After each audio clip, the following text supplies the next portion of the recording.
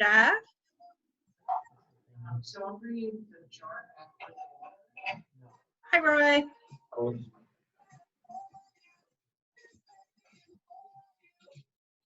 Okay, still have some people coming in. That's just one afternoon, so we will just wait a few moments. Just to let you all know too, the schedule for next week will be coming out later today. So we're going to have 3 talks next week. We will have a presentation on bagels, which is actually something that you can do with extra sourdough starter. So very excited to have a baking and pastry demonstration. We will also be having the ever popular Thirsty Thursday. And John let us know last night that this week's Thirsty Thursday will be featuring tequila. So very excited for that. I'm wondering how many tequila cocktails he's going to make, because yesterday's gin, he made 4 different cocktails, and there was a participant who made all 4 along with him. So that was quite remarkable. And then we are going to have some special guests on Friday. We actually have a hospitality talk happening. Very exciting when we do have hospitality talks.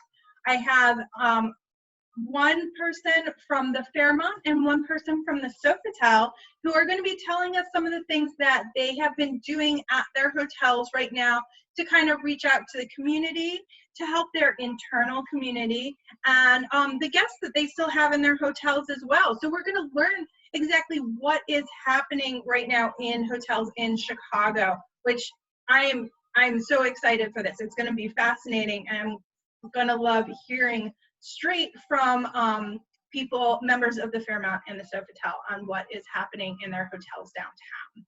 So just going to give it a couple more minutes before we get started with Kombucha today.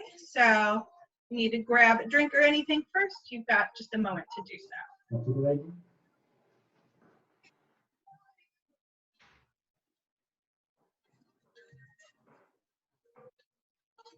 I think Chef even went to go get a drink, so.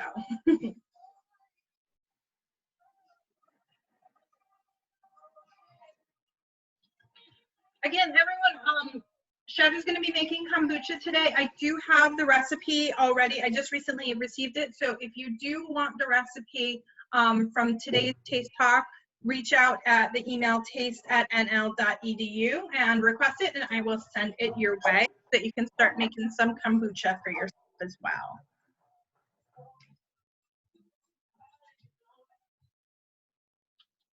All right. I think we're going to go ahead and get started. Welcome everyone again. Happy Friday. Excited to see some familiar faces and some people who seem to be exploring space today. Very excited to have people back at the Taste Talks. Again, I'm Christine Duke. I am the Continuing Education Program Manager and host of the Taste Talks. I would like to welcome today Chef Ron Martin. He's going to be doing a demonstration for us on how to make your own kombucha. Ron, take it away, please. All right. So how many of you drink kombucha on any type of regular basis? Yeah. You know, the good thing is kombucha is like, it has all these great properties to it that are probiotic in nature, and it's really good for your gut health. And I always liked it, and I started getting interested in making it about 6 months ago. And I checked online. I also have a former colleague who makes it all the time, and I picked his brain a lot. So I started making it, and I actually really like it. And I drink it pretty much every day, but I don't drink a lot, like a cup. But that's all, because that's all you really need. So the thing about kombucha is it's always made from tea. It could be black or green. Here I've got some green tea bags. I don't know if you can see it. I'm trying my best. And I'm starting to steep it. And the whole thing is you never want to boil tea. You want to just bring it right under a boil. And at this point, I've got it right where I want it, and I'm going to put a lid on it.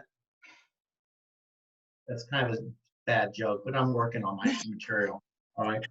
And then I'm going to turn it off. I'm going to just let it set and steep for a while before I add anything to it. if I was adding pure cane sugar to this kombucha, I would add it now and stir it in and let it dissolve. But in my case, my kombucha is just a little bit different because I make mine that's lower on the glycemic scale. So I use different sweeteners like coconut nectar, agave. This sweetener I just came across called Dosetti. It's made from apples. It's also on the low glycemic scale for sugar. And then because I want to add some nutrients to it, I use some good old-fashioned molasses, just a little bit. It also gives a nice color to the kombucha. So those all dissolve pretty easily, so I don't have to worry about that so much. So I'm just going to let that steep. But first thing I'm going to talk about is actually making a Scoby. Now you can go online, you can buy them, but you don't really have to. If you get just a regular bottle of plain kombucha and you look at the bottom, there's a little bit of something on the bottom. And when I bring out the one I made, I'll show you what I'm talking about also. It's always present because it always starts a process of, it continually makes itself.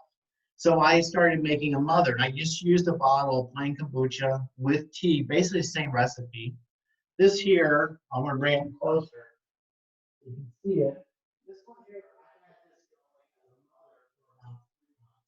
There's actually 3 different Scobies inside there. I'm gonna pull one out and show you here in a second. Ron, The Scoby, can you just repeat what you said again? Because we couldn't hear you when you were showing it to us. Explain the layers again. so a Scoby is created in a tea, same process of making it. Make a tea, sweeten it, add a starter, kombucha, and then you let it set at room temperature in a dark place, and it starts growing new ones. I'm gonna pull one out of here.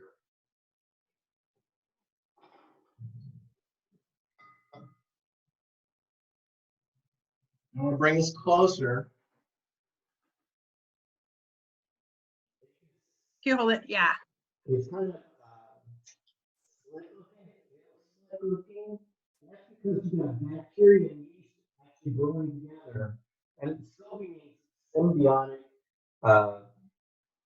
culture of bacteria and yeast, and that's really what's here. And it grows, and it looks really funny, but it grows on top. And then all I did was kind of knock it down, and another one starts growing. So I let this one go for about 2 months before I was ready to actually make my first batch. I want to get at least 3 here to start, and I just kept it in a dark place at room temperature. Now with this one here, I don't have to do anything more with it. So what I do is I kind of treat it like a sourdough, and I put it in the refrigerator to retard the growth of it. But if I wanted to grow again, all I have to do is pull it out of the refrigerator, put it in on my counter or in the cabinet, and it'll start growing a new one. And what I do is, and I'll talk about this in a minute, I'm always take some out and put some back. So every time you do this, not only is the Scoby important, but the liquid in here is really important for making the kombucha. It puts everything in a more acidified type state, which allows bacteria not to grow, but other bacteria and yeast to grow in its place. Does that make sense? Okay. So first thing I'm going to do is I'm actually going to do a bottling of kombucha. And I'll show you the batch I'm doing right now. This here has rosemary, it has ginger, it has sage, and it has blueberries in it. And when you do the kombucha, it's important that it can breathe. It's a living organism. So I just simply use a paper towel, just a regular old paper towel. You do 1 or 2 layers, and that way it can breathe. If you do cheesecloth, you have to make sure it's the really, really fine cheesecloth so that nothing else gets in there, because the paper blocks things that I don't want in, but it lets air to get in so that the culture can actually grow. So I'll show you what that looks like here. Well, this is a big one too. Holy smokes. Maybe. Yeah. It's like fishing. It's like fishing. So I'm looking here, you can tell that this one here is actually a new one started. This one's about almost a half inch thick. And it's just the same as the original, but it matched the size of my container. And the nice thing about, you can do a plain one. I've actually never done just plain. I've always added flavors. I've had things that I'm always thinking about how I can, if I'm going to do something that's supposed to be healthy, how can I make it healthier?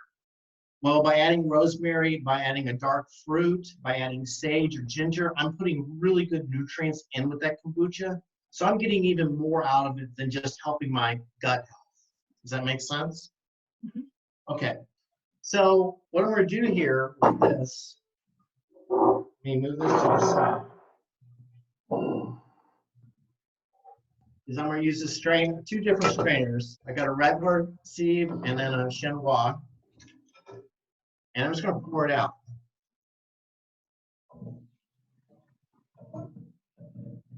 I'm going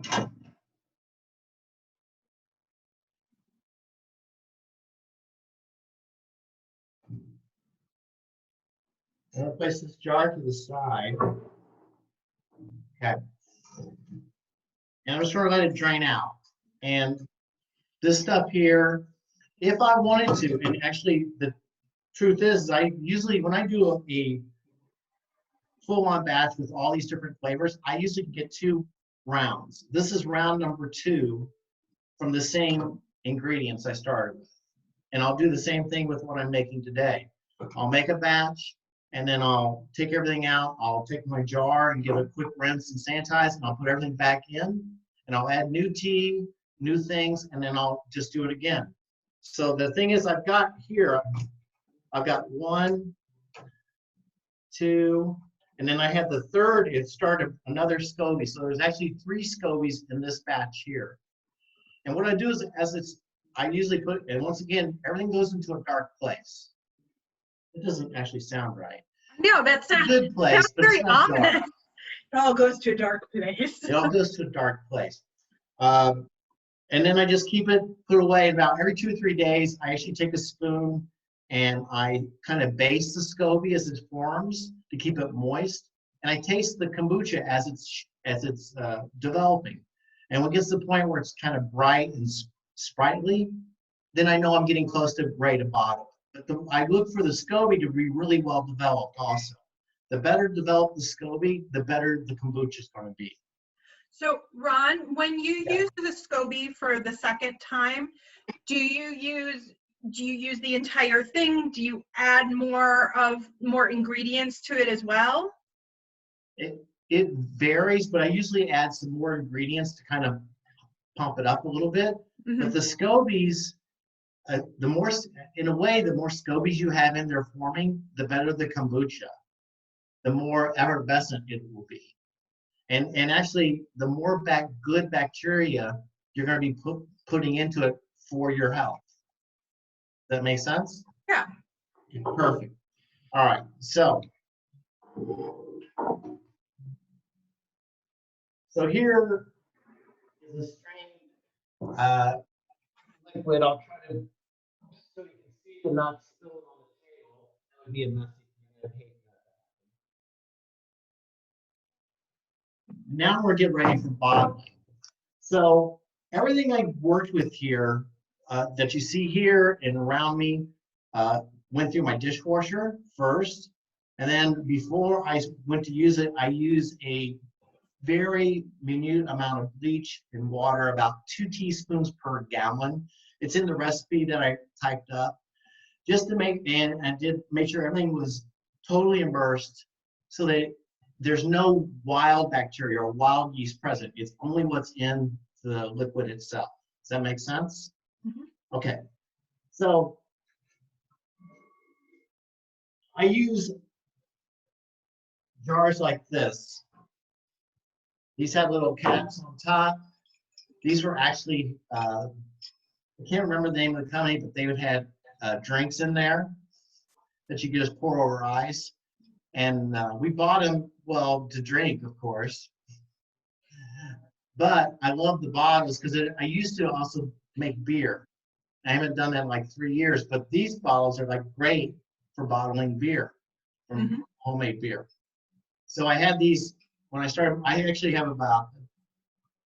have about a dozen of these, and I have a whole bunch of nice brown bottles. If I want to make a ton of kombucha, I could make a bunch, but I don't want to make a ton because what would I do with it?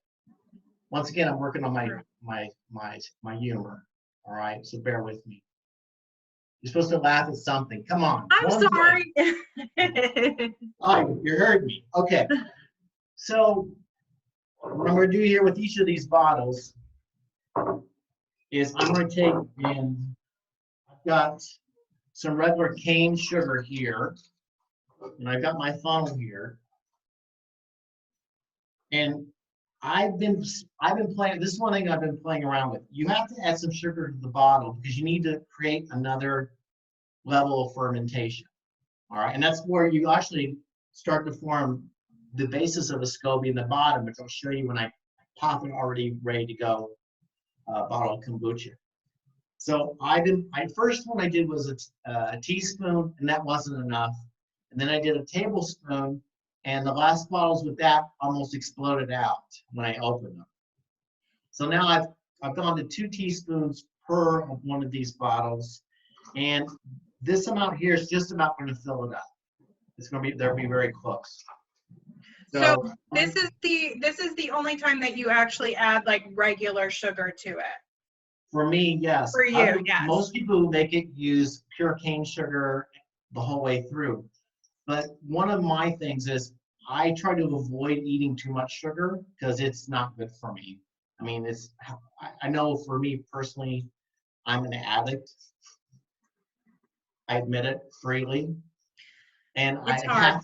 at some point, I had to say, I have to stop eating sugar because I can't control eating it. So I have. So, but I look for options here. And here's a jar here. Okay. So I'm going to add like 2 teaspoons of sugar to each jar as I'm going. And I got my ladle here. And I'm going to start filling this up. Now, do you need to leave a little room in the top because of the gas and stuff that's going to be produced? You bet. Absolutely. I'm going to do about half this bottle full, and I'm going to switch to the other bottle, and then I'll go back and forth until they're right near the top, and I'll show you the finished amounts.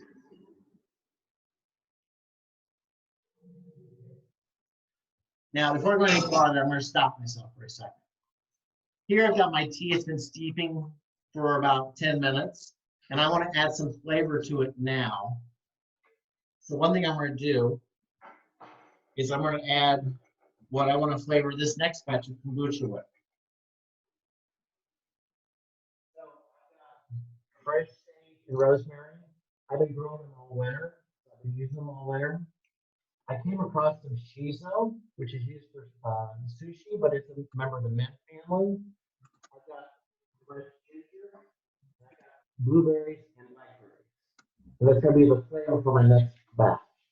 It could be plain, but I always like mixing it up a little bit. Wait, Ron, it was blueberries, and what was the last thing? Blackberries. And blackberries. I'm going to add them in so that they'll start extracting a little flavor.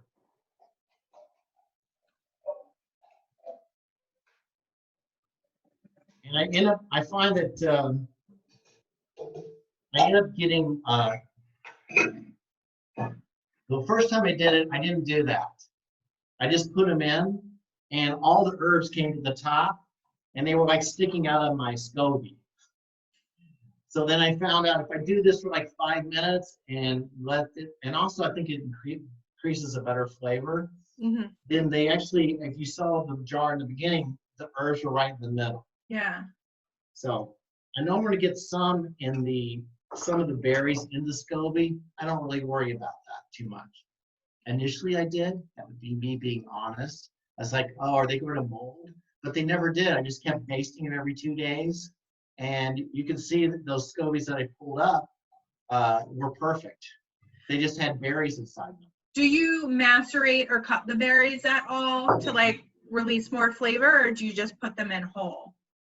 I just put them in whole. Absolutely. And actually, because this is what I had, I've used fresh, I've used dried that I reconstituted. Thank you. I have Got a lovely assistant. I have a lovely assistant. I'm very lucky. And this time I'm using frozen because I had some in the freezer. So I've mixed it up. I've used dried, I've used fresh, and I've used frozen. And they all work. Fabulous. No matter what. It's good for cleaning out the pantry. It is actually good for cleaning up the pantry.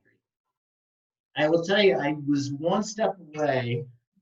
I've been working with fresh turmeric a lot, and I almost added some fresh turmeric with the ginger because I thought that would be good also, because turmeric's really good for your gut also, and for your muscle structure and for your blood. I'm like, but I'm gonna hold off on that. I grow turmeric in my windowsill, and I'm ready to actually pull some out. So maybe the next batch, I'll take some out, cut away, replant, and make some in my next batch of kombucha. Nice. And that would give it definitely a yellow color, no matter what. Yeah. Okay. So I'm just going along here. I'm going to fill these both up almost to the top.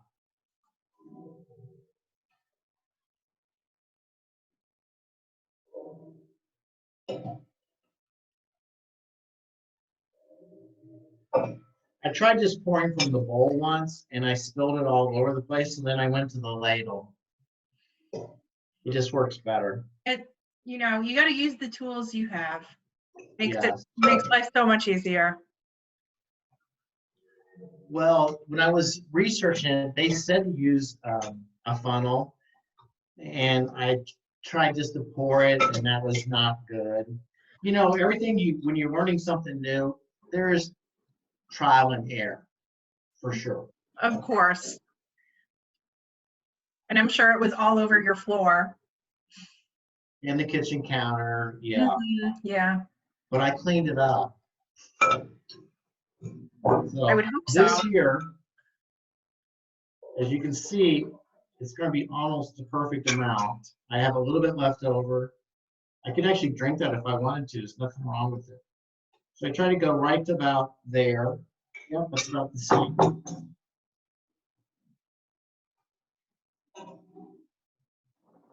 And got my little pop top, which this actually makes it a lot easier.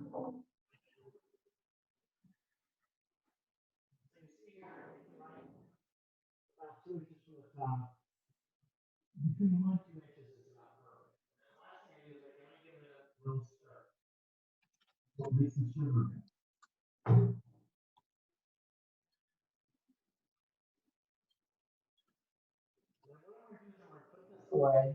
Once again, the theme is the same, into a dark spot.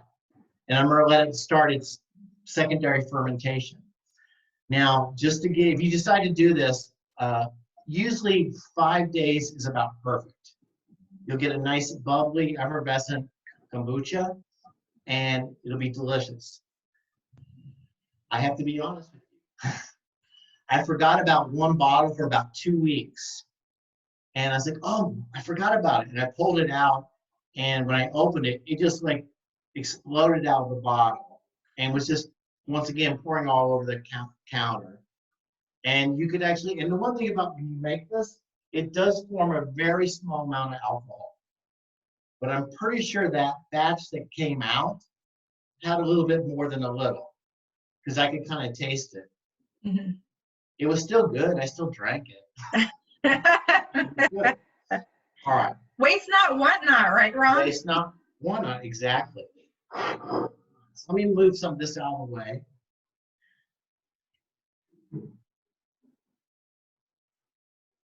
All right. I'll put this here, this here. I'm going to use the same bowl. I magically have a clean glass jar. So fantastic. Yeah. All right. So this has been steeping. You hold it up. Okay. This is right now. It's a little bit less than I know where I want to be. And what I'm going to do is, next is I'm going to pour in some of this tea into my sweetener. So which sweetener is that you're using? Is that the molasses? All four. All So four. Oh, okay. Now this ends up being for a half-gallon batch, so I'm making 4 ounces, and I actually weigh it versus measuring it. So in this case, molasses is a ½ ounce, coconut nectar is a ½ ounce. It's 1 ounce of agave and 1 ounce of the apple. And Now, I find that to be a good combination for me. the coconut nectar, the agave, and the apple sweetener, can we Yeah. find those at like a Mariano's, or do we need to go to like a Whole Foods for those? Well, I bought the coconut nectar at Whole Foods.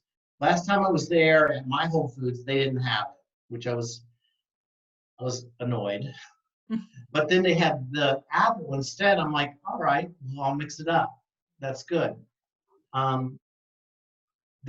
You'll find this at like more health food type stores, and you may have to actually buy it online because Yeah. we have a little health food store where I live, and they don't have it either. So I'm almost out. I'm probably just going to buy some online. Agave you can get, anywhere. I mean, even Aldi's has organic agave, and you can pay like half the price or just a hit more in that than you would at Whole Foods. So Right. I look for things like that whenever I can. So all I'm doing here is I'm kind of mixing some of the tea in to dissolve the sweetener and get it out of here. I'm probably going to do this a couple times because that molasses is very, it wants to stay in here. But I'll get it all. And I stir it up really good so it's all dissolved.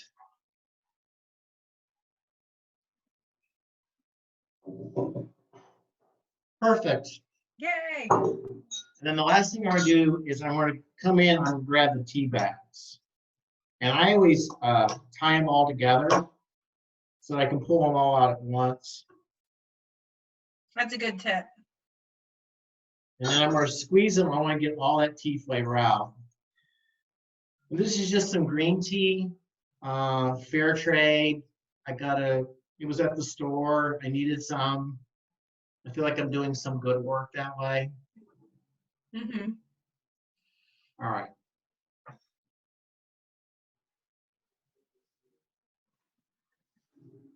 Okay, so now I have the base for this. Now, because this is an item that you're using, you're creating your yeast, natural yeast, and you're creating natural bacteria, you cannot add a Scoby or anything to this while it is warm. So it has to be cooled down. Some people will use ice. I'm going to just add more water to it till I feel like it's the right temp, but no more than the amount of water that'll fit inside my jar. All right. So I've got some out. And because I have a little bit left in my bowl here, I'm not going to waste that. I'm going to put that in because this here is like adding mother. Otherwise, I'm going to add some mother to this. But if this is like 4 ounces, that's the perfect amount. I'm going to measure it out with my ladle. That's 1.5 ladles. If I have to take a little bit of the mother, that's okay. But you need a little bit of the mother liquid to get your Scoby started also. I mean, your kombucha started with the Scoby. So why can't you start it warm? Because it'll kill any natural bacteria and yeast that's present. And if you kill the yeast, you won't get a Scoby. The Scoby won't form. And that's one way you'll know if something's gone wrong, because the Scoby will form on the top. Sometimes it'll form on the bottom, but every one I've ever done forms on the top. And if there's not one there, something isn't right. You should just say, no. Just dump it. I'm not. Dump it and start over. And usually you want to make sure you have at least 2 or 3 Scobies anyway as a backup plan. So I'm actually going to take this, since I'm going to take one out of here, and I'm going to let it set out room temperature and let it start to grow a new one to replace the one I'm taking out, because it's just a constant thing. So I'm going to give this a stir and taste, and I'm going to see if it's the right temp. It should be slightly cool. And amazingly enough, it's slightly cool. Cool. All right, never mind. Just had to do it. It's so easy. Okay. All right, so now I'm going to not make a mess, in theory.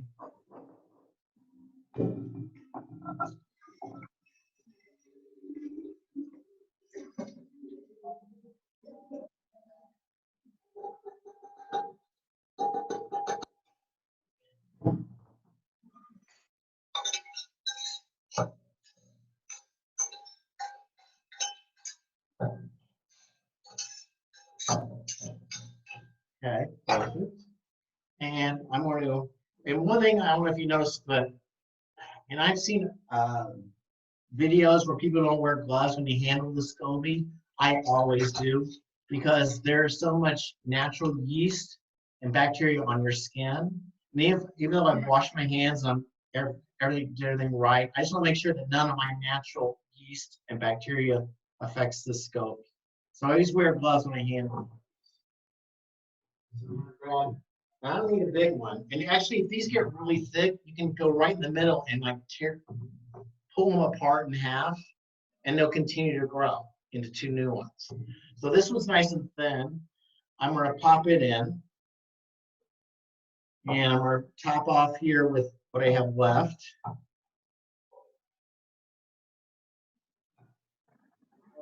And I'm going to add a little bit of the mother to bring this up a little bit higher.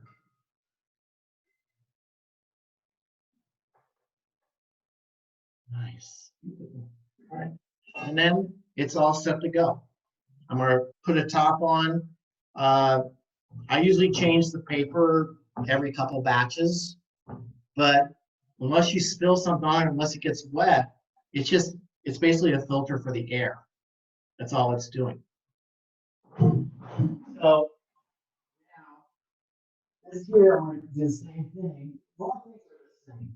I'm going to take it, put it in the same spot where I'm putting this batch of kombucha to start fermenting, somewhere dark, room temp, and just let it happen. And after about 3 days, I'll come back and check this and see if the Scoby is forming. If it's forming, like I said, I'll baste it a little bit and I'll start tasting the kombucha as it's going. All the time, because you want to know what your end product's going to taste like. It's just like cooking. Got to see Just how like it's cooking. going. Yeah. Any ideas or tips on using the additional layers of the Scoby beyond brewing more kombucha? I mean, there is, I was kind of reading, there is a real alcoholic type of kombucha that you make with honey. I think it's called June. And I've been thinking about playing around with that also. But you actually get a little bit of alcohol in it, almost like, I think it's around 5% like a beer. So the great thing about doing anything like this is that there's all these options. You can make any flavor you want. You can take frankly, I think you can be really creative with it. And it's just like cooking. You know, the great thing about cooking, or great thing about doing anything like this, is that once you get the basics down, the basic techniques, you got it. Then you actually just take those methods and techniques and you make it into something else. Expand upon it. So I should show you what a finished version looks like, right? Mm-hmm. So I'll bring this closer. I've had this. This here is a round one. I don't know if you can tell it's neat color. Yeah, it's a beautiful color. Oh, and before we get too far along, so I actually had heard of an additional thing to do with Scobies besides brewing, totally not related to what we typically talk about, but I have heard of them being used and grown very large to create a vegan leather to work for in textiles. Well, it definitely has the same feel. I Mhm, can see that. mhm. And before I go any further, I'm going to try to show this to you. Here's the thing, if you look on the bottom, it's all white, you can actually see some of the Scoby that's naturally forming on the bottom. And it's just like, anyone ever had homemade beer, Yeah. which has a little bit on the bottom? There's nothing wrong with drinking it, though it doesn't taste as good as what's on top. Correct? Mhm. All right. So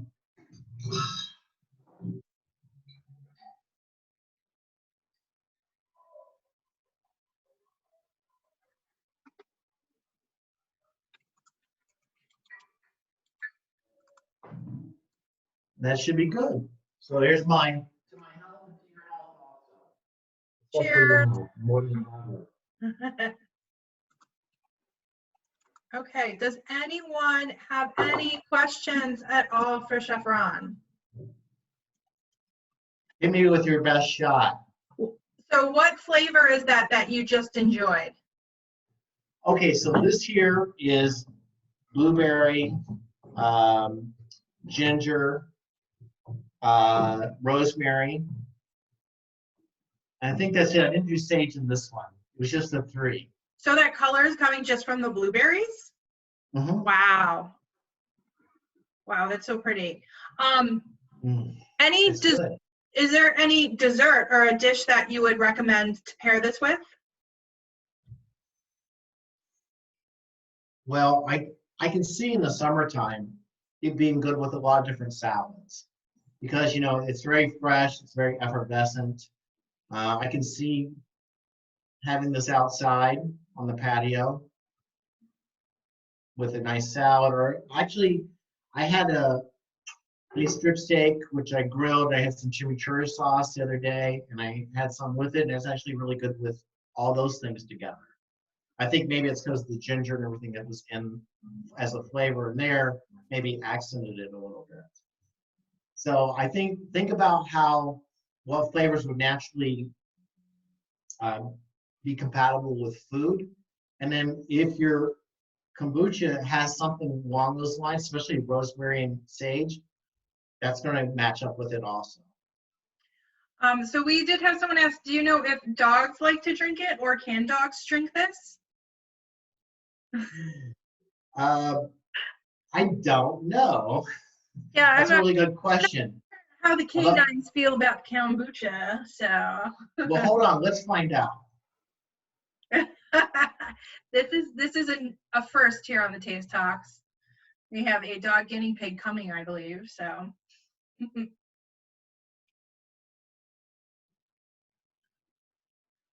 This is Mr. X.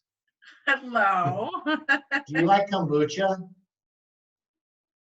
Like He's what? licking his lips, so I don't know. Maybe. Though he's kind of wondering why I woke him up from his From his late nap? morning nap versus his early morning nap. So, Ron, do you think it would make a good mixer for a tea martini? Oh yes, I do think that. Yeah. I do. I think actually with like as a to go with some type of champagne on Sunday morning at a brunch, I could Mhm. actually see where that might be really tasty also. Yeah, it'd be a really great like mimosa twist. Totally, so perfect with brunch because you've got that effervescence, you've got the effervescence from the champagne. Be really good if you were having like kind of a heavier or like maybe a little more on the greasier side dish. If you're having a really like rich eggs Benedict, it would cut all that fat in there, or a corned beef hash or something. Sorry, I just Oh, got yeah. excited there, so that sounded great. Yep. Absolutely. I can see that too.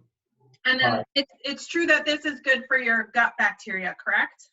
Absolutely good for your gut bacteria. Mm-hmm. If you, I think it's good if if maybe you've had too much to drink the night before, I think it would help balance things out. Mm-hmm. That's what I think. All right. but I'm Okay. not a doctor. And I've never played one on television. No. This See, I'm is working on about, my this is the material. limit of your television exposure here, right? This is the first time. Yeah.